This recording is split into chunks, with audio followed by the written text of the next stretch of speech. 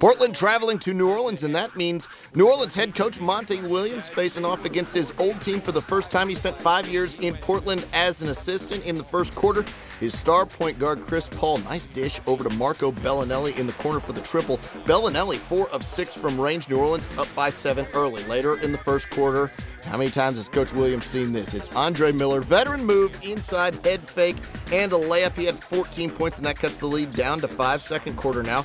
David West passing to a healthy Peja Stojakovic, and that's a good thing if you're a Hornets fan. He was 3 of 7 from range in New Orleans, up by double digits. They're up 33-23. Second quarter still. Chris Paul inside to Emeka Okafor. Strong move there. Double-double for Okafor, 14 points and 12 boards. We move it to the second half with New Orleans firmly in control, but Portland coming back a little bit through Nicholas Batum, who had 16 points to lead Portland. That cuts the lead down to single figures. It's 52-44.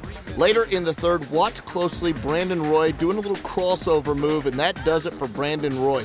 He just walks off the court after that move. He's been having knee problems. Stick and stay with NBA.com for any updates on Brandon Roy's condition, but you can see he was immediately in pain there. And there's no way that the Blazers can afford to lose Roy for any length of time as he walks off the court later in the third quarter.